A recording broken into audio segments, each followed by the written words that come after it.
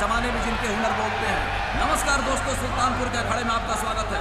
सैकड़ों गांव के लोग यहाँ पे मौजूद हैं इस महामुकाबला को देखने के लिए। भानु प्रताप सिंह रामपुर के पहलवान हैं, जिनके सामने अच्छे अच्छे पहलवानों के पसीने छूट जाते हैं।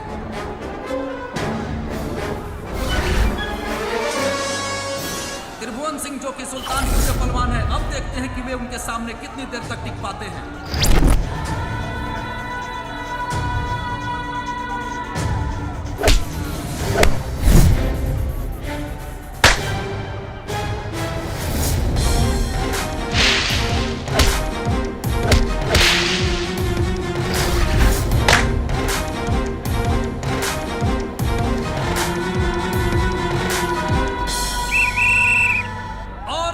रेफरी ने सीटी बजाई, महामुकाबला शुरू हो चुका है भानु प्रताप और त्रिभुवन सिंह के बीच।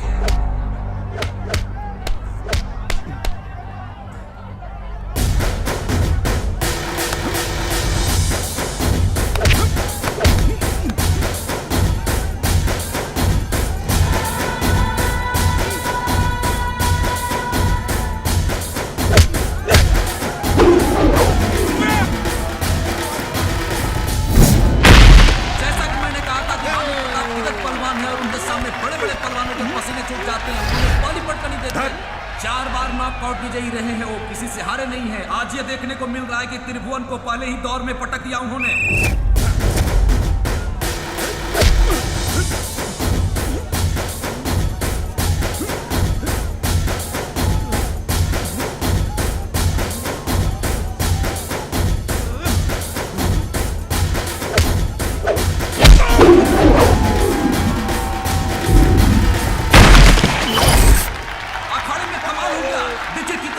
चार बार के नॉकआउट विजेता भानु प्रताप को त्रिभुवन ने पटक दिया है।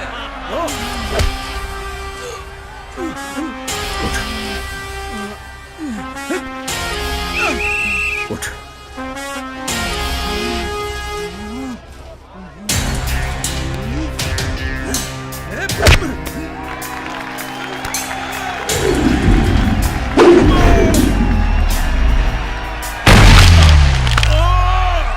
अद्भुत, कभी न भूलने वाला क्षण। नॉकआउट विजेता भानु प्रताप को नॉकआउट में शिकस्त देना वाकई एक बहुत बड़ी जीत है। त्रिभुवन सिंह को इस जीत की गूंज बरसों तक सुनाई देगी।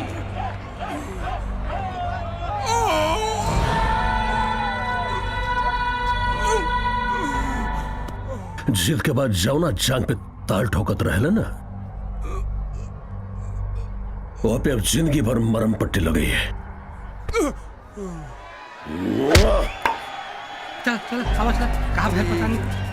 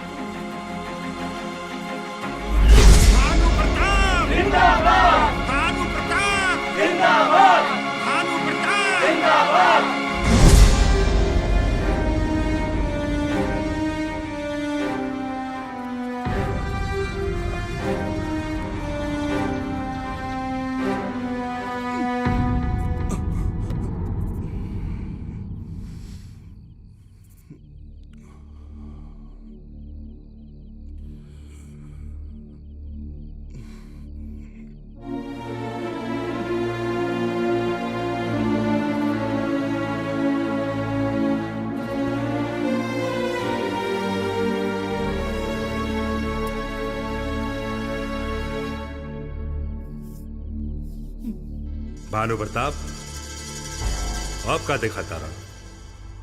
जब इंसान अपना अतीत के देखेला ना, तो समझा कि ओकर वर्तमान और भविष्य दोनों अंधेरा में बा।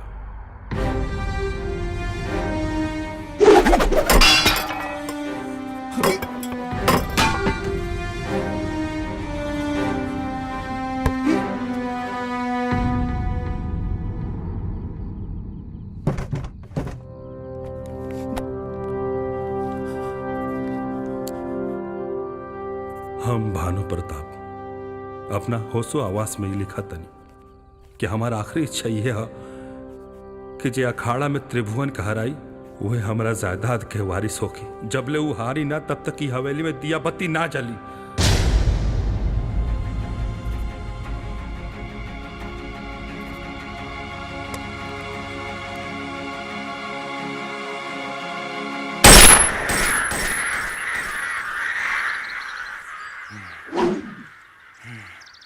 पता ना ये हवेली में दिया बाती बरी कि ऐसे ही वीरान रह जाइए। ये दीपक बचवा, ये साल का दंगल तो बीते रहा। पूरा गांव हमार स्वागत करी यही हवेली पे। ए फेकू चाचा, बुढ़ौती में का सपना देखत बाड़ा? तोहरा से ना हो पाई, समझ लो। आखिरकार गांव में केहू तो ऐसन होई जे भानु प्रताप के इच्छा के पूरी करी।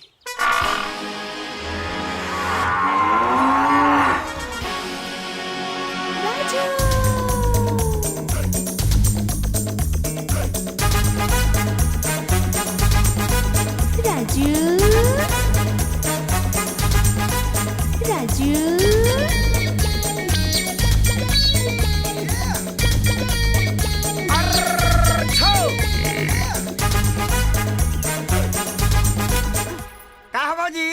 आदमी के गोबर हाकी भैंस के। तोहरा का मतलब बा? अरे मतलब ऐसे बाकी तत्काल अलगा भइल बड़ू, अलगा भइला के बाद लोग आदमियों को गोबर पाथल शुरू कर देला। कहो राजू, ये सवेरे सवेरे सज धज के अप्सरा के लेके कहाँ जाता रहा? ले जाता नहीं भैंसा लगे। चल बू चल हट, तोरा तो मुँहे लगावल बेकार बा। मुँह का के लगे लिपस्टिक लभरा जाई। ए भौजी कहीं भैंसा देख लू? हाँ अभी तो वही जैसे आवत रहनी तब मुन्ना चौबे के खेतबा में उचरत रहल ह। हाँ चौबे जी लाठी लेके गईले, अब मार मार कर गोड़वे तोड़ देले। लंगड़ भैंसा चलेगा जी? नहीं चलेगा इसको भाई। तब एक को उपाय बा का? एकरा के शंभू चाचा के तबेला में ले जाए के पड़ी। चल बाबू चला चला। अच्छा चल लोग के जरूरत पड़ी तो ले चला। प्रणाम। हाँ भौजी। अरे ए चाचा। शंभू चाचा प्रणाम। प्रणाम प्रणाम, खुश रहा बच्चा। अरे भाई तेरी भैंसिया बनाने ले जाके। भाई ले जा ले जा। तोरा खातिर चुनरी खरीद के लेनी है। जा बांधा ने बांधा। चल चाचा। बोला बच्चा। भैंसिया हमारा तो सचिला के कान फर ले बिया, बड़ा पसीना आतिया। बर्दवावे के बा हो जाई। हाँ तो दाम बतावा। ऊ कलुआ के 100 रुपया, ओके। भुअरा के 200 रुपया, हाँ। और सुखना के 300 रुपया। अच्छा कौन पसंद बा देख लो। रोका पूछ क्या बतानी। हाँ ठीक बा। अरे रुका हम बतानी। अब भुअरा चली। हाँ छोटुआ चली। कलुआ चली ना चली। पूछ के आ गनी ओकरा तीनों ना चाहिए। तो एगो बाटे। हाँ ओकर नाव बा खेसारी। खेसारी खेसारी खेसारी। अरे हमके आदमी ना भैंसा चाहिए। भैंसे बा, ओकर नाव खेसारी है। भैंसा के नाम खेसारी है। बाकी रेट 5000। 5000 5000 एक पारी के। हाँ एक बारी के 5000। एक पारी के 5000। हाँ खाली सूंघे के फ्री बा।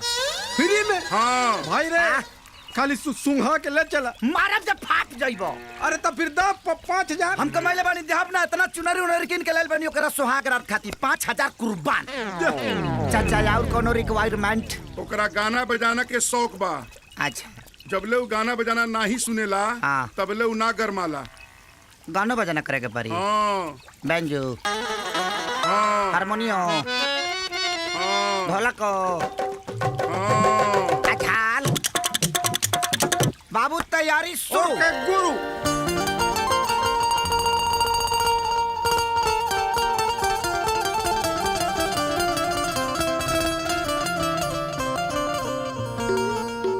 सुनीले बड़का नामी हवा देखावा तनी खेला। आ तोहरा खाती सेज के जैसे सजल बा तवेला।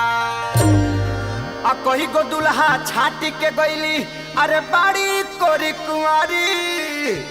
तो हैया पसारा कुंवारी शुरू हो जाए खेसारी।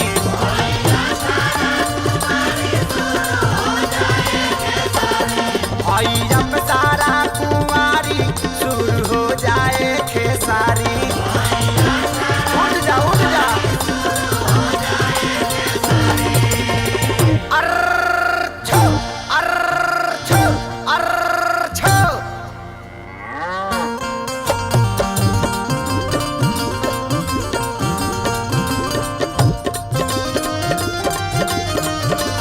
उठ जाए खेसारी, उठ जा रे उठ जो।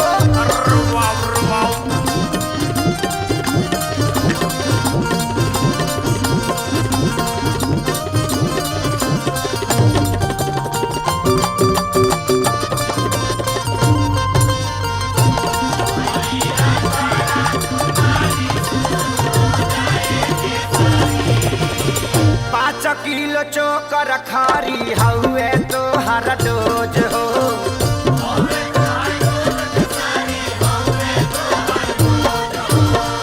तबो तोहर मूड़ी काहे हो तनाई खे सोझ हो।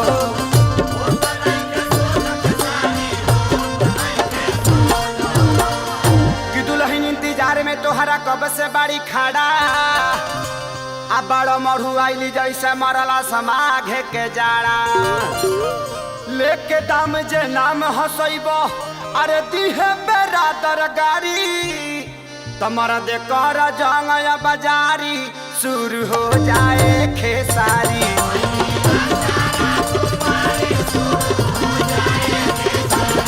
आइली अब सारा कुंवारी शुरू हो जाए खेसारी।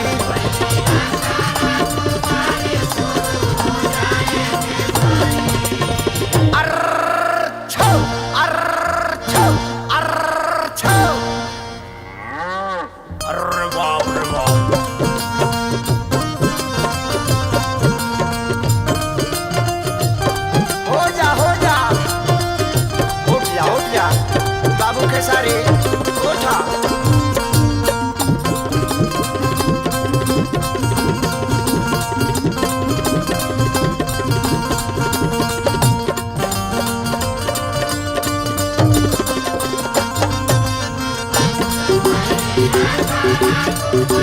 हो जा।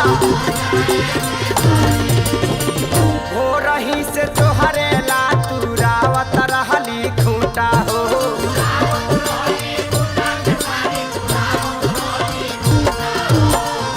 अवना सुघरावा तानी हमैन कर पूठा हो।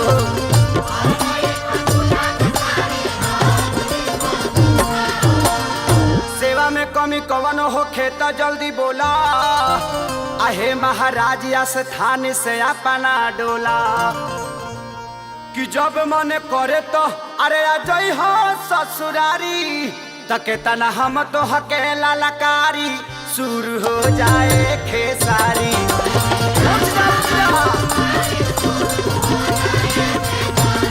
आइली अब सारा कुमारी शुरू हो जाए खेसारी।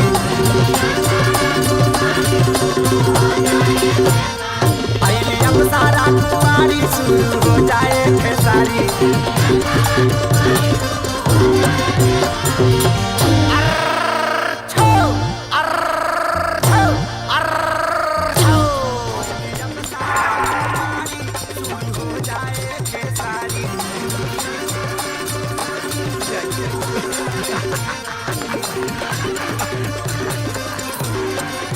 और चाचा बोला अब क्या करे कही।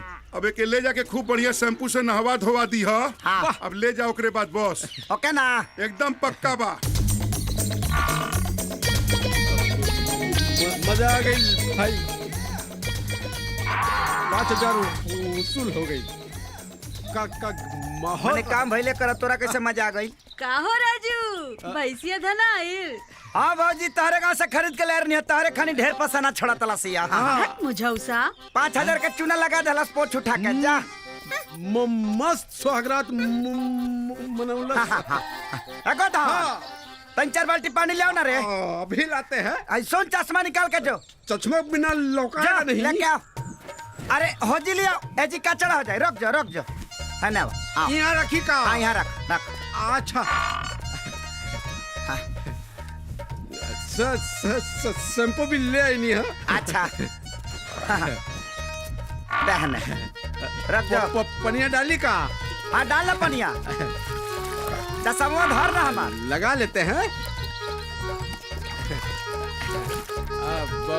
भाई रे, हाँ भैंसिया बियाई था, भैंसा हमहू के खिया। मने अभी आजा बहालिया तले बियाया जाई। मन जब होई तब। व्हाट्सएप के मैसेज ही 10 महीने बाद आई है। अच्छा मन अभी नहीं होगा। गोतन भैया, पुजारी जी की तबीयत खराब बा, बुलावत हूँ मैं। एको धान हाँ? जो ते पुजारी जी के बढ़िया से सेवा कर दी है। अच्छा भाई, हम धो के बांध दे जा। हम चलता नहीं मंदिर। दसमो धालिया ठीक से। हाँ।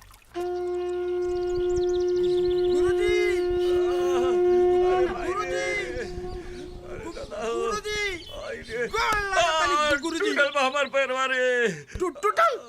अरे ये कैसे भाई गुरुजी, हमरा हिस्सा के सेवा में बाटल टाइम टूटल कैसे? अरे अरे अरे का बताई रे गोदना। अरे गोदना के हिस्सा वाला कह के हमरा के परेशान मत करी। अरे नंदुआ, पैर दबावे में का भइल रे? पैर में कौन हिस्सा बा? पैर दबा दे दोनों। ठीक बाटे, कह ताड़ा तो दबाइए दे तनी।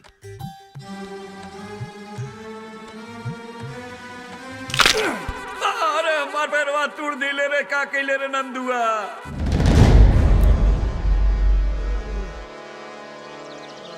वो घोचू नंदुआ के ये मजाल कि हमरा हिस्सा के सेवा वाला टांग तोड़ देहलस। रउआ चिंता ना करी गुरुजी, खून के बदला खून, त टांग के बदला टांग। अब हम ओकरा वाला टांग तोड़ दे। अरे तू सर को तोड़ देले रे। अब हिसाब बराबर भाई।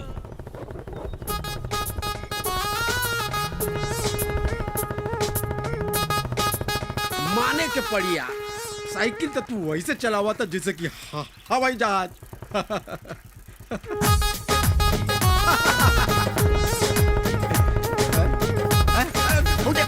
पकड़ का भाई?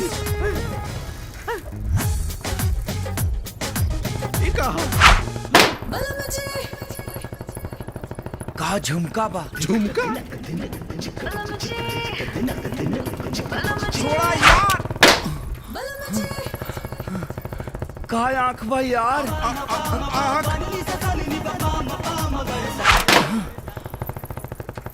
ओ माय डॉग, का उठ बा यार? अरे अरे अरे अरे